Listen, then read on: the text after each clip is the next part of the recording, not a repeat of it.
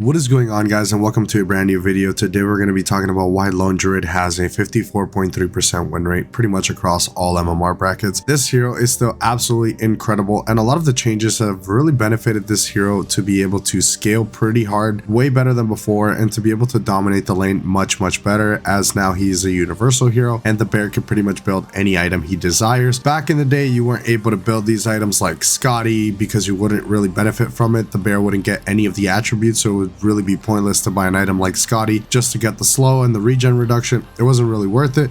So you're very limited to a pretty cookie cutter build every single time on Lone Druid, with the phase boots, the Mask of Madness, into the Maelstrom, or to the Desolator AC. Now you have a lot more freedom on what you can go, and one of the item builds I have definitely been going for that has been working for me when I'm not going against full physical lineups is definitely going to be the Diffusal with the Mask of Madness, as I always enjoy playing with this item. If you're running into a lineup with a lot of physical damage, then you shouldn't build Mask of Madness. At least you should disassemble it into something else later on. Like the Echo Saber, you can just get it as a quick farming item or to get a few pickoffs in the early game if you need to rotate, or if you just want to push some towers, it's also just fine. You could always disassemble it. And it's not like Satanic is not a bad item on Lone Druid. It's not great on the bear, but it could definitely be good on the main druid. It's just not that great. There's definitely a lot of better things you can do. So if you plan on building the Echo Saber, you can always disassemble it. Another reason on why this hero has always been really strong in the meta, even though its pick rate isn't that high, it's because it's a really hard hero to counter. You usually last pick Lone Druid, or at least second to last pick is when you end up picking this hero, when you see most of the cores already picked. You obviously don't want to get hard countered like with Necrophos or Huskar. These are pretty much the bad matchups. There's also Shadow Fiend, Wind Ranger, Bat Rider, and Winter Wyvern. I'd say Lich is also pretty bad too. Grimstroke is pretty strong as well, with the Illusion is also very nice. So there's definitely quite a few counters, but it really depends on where you're playing the Lone Druid. Usually Lone Druid is being played from the offlane, mid, and carry, but it's not really popular in the carry position. But I mostly play in mid. That's basically the main position for me on the druid, and where you get the most value out of this hero, because you do need quite a bit of farm and you need to decide on what kind of tempo you want to be pushing on this hero. Sometimes you just want to freely farm because you're running into some counters, and sometimes you have no hard counters and you just want to push and end the game because there is a timing on this hero. This hero doesn't scale that hard, even though it's universal. You can practically build whatever you want. There's a point in the game where just the bear doesn't do enough. It feels like it doesn't do enough, so you end up just playing for the rack game. So you definitely don't want to prioritize the late game super hard. I think the Lone Druid timings have always maintained to be the same. Your power spikes are usually going to stick between 15 and 35 minutes. That's pretty much where I'd say Lone Druid is the most efficient. After that, it just becomes a shitstorm, and it could definitely go either way, and you will probably have to be just riding around the map and not really team fighting so hard, as they're going to have items like Spirit Vessel, they're going to have Helvin's Halberd, they're going to have Yule Scepters, they're going to be kiting the bear non-stop, and you're going to have to build items like BKB and Nullifier to be able to actually get some kills around the map. So you definitely don't want to give the enemy team that much time to actually full on counter you. Lone Druid is also very good against Puck, Storm Spirit, Silencer, Ember Spirit, Anti-Mage, and Void Spirit. Puck being one of those pretty strong heroes in the current meta right now in the mid lane. Storm Spirit is hit or miss, I guess. It's not really too popular, but you can definitely play against it. Silencer mid is definitely just a grief, but it's also good when you're running against a support Silencer, which can definitely be very pesky for some team lineups. Ember Spirit is practically dead as well. That's why you don't see that much Lone Druid anymore, because Lone Druid was pretty much the easiest counter for the Ember Spirit, as Ember would just get tower dived and there's really nothing the hero can do about it and just constantly lose. So that was definitely a really big reason on why Lone Druid's pick rate definitely went up for a while. But now that Ember is just kind of dead, he got nerfed to hell. Nobody really wants to play that hero unless once in a while where it's an absolute free Ember game, which really no game is right now. In my opinion, as an Ember player, I definitely don't think Ember is worth picking whatsoever. Anti-Mage is also another hero that's not being picked super much. Void Spirit is kind of dead as well. So most of these heroes that Lone Druid is good against are kind of dead. But the moral of picking this hero is for you to be able to have an insanely tanky mid laner that can take towers extremely fast. He's one of the best tower takers in Dota, if not the best. So you definitely need to keep that in mind. And if you have a lineup that lacks tower push, you can always pick the Lone Druid as long as it's not super countered, and you will always get a lot of value out of this hero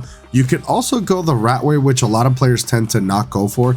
In a really difficult game, going for Aghanim Scepter is going to be very beneficial for you with your Mask of Madness and your Desolator, as when people are team fighting, they tend to not focus on where their lanes are and if their towers are getting pushed down or not, and they're not going to be able to pay attention so hard on where the bear is. And when they realize you're already hitting tier 3s and you're taking a lot of map pressure away from your team, so you can definitely play that style from the mid lane. I think it's definitely good. It's very situational at best, but you can definitely pull off some very crazy games that you weren't supposed to win just because you're able to get a bunch of towers and a bunch of chip damage and a bunch of reactions for this hero, because the bear is just so strong. If you don't react to it, he's just going to destroy you and destroy your towers, so you definitely need to be very, very careful. Another item build that's also very solid is going for the treads, the Echo Saber, and then you get the harpoon, and then you go into Basher and eventually get 6 Wraith Bands, or 5, depends if you want to be running with boots or not. That is totally up to you on the main druid. I definitely think boots of speed are kind of required, especially if you're running into slows. You need to be able to position yourself better and to be able to chase heroes down, as the bear is super fast, but the main druid is kind of slow. So having boots is honestly a must. Eventually, you don't have to get it first item. Obviously, you need to prioritize on building the bear. Treads on the bear has never felt so good. The attack speed is super, super good. Then once you hit your Mask of Madness Deso timing, it's going to be so strong. You're going to be running people down left, right, and center. A lot of people have been asking me on how do you know the timings on Lone Druid. So one of the things you need to realize about Lone Druid is a timing based hero, but all depends on what you're going up against. If you're running against a lineup who is very heavy on physical damage and can kill your bear quite easily, that is when you have to farm or definitely try and exploit them and shut them out of the map, or these certain heroes. So if they have a Necrophos,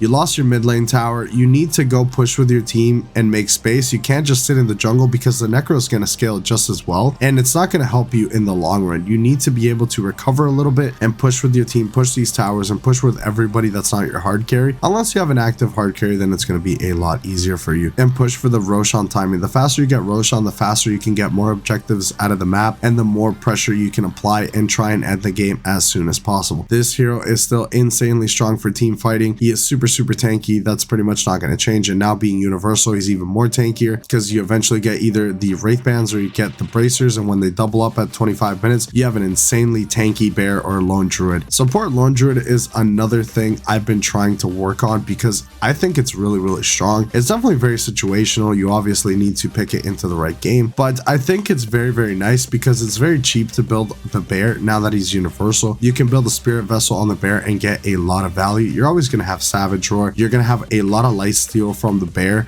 so it'll keep you alive in lane, and you're going to be able to take very nice trades, especially if you get Orb of Corrosion or at least a Blightstone. It'll help you a lot to be able to secure these pesky supports, and it's going to help you trade much, much better. Definitely let me know in the comment section below if you guys are Lone Druid players. I will definitely be creating more and more guides on Lone Druid and explaining him into more depth, and also for newer players to be able to understand this hero. It is pretty much the most requested hero on the channel, so I will definitely be making more content around Lone Druid, as you guys are big fans, and I definitely enjoy playing this hero a ton. It's one of my favorite heroes in Dota after Invoker, so I'm definitely happy to oblige and bring you guys a lot more content. Hopefully you guys enjoyed the video and learned something. A like would be much appreciated. I will see you guys in the next one. Thank you so much for watching.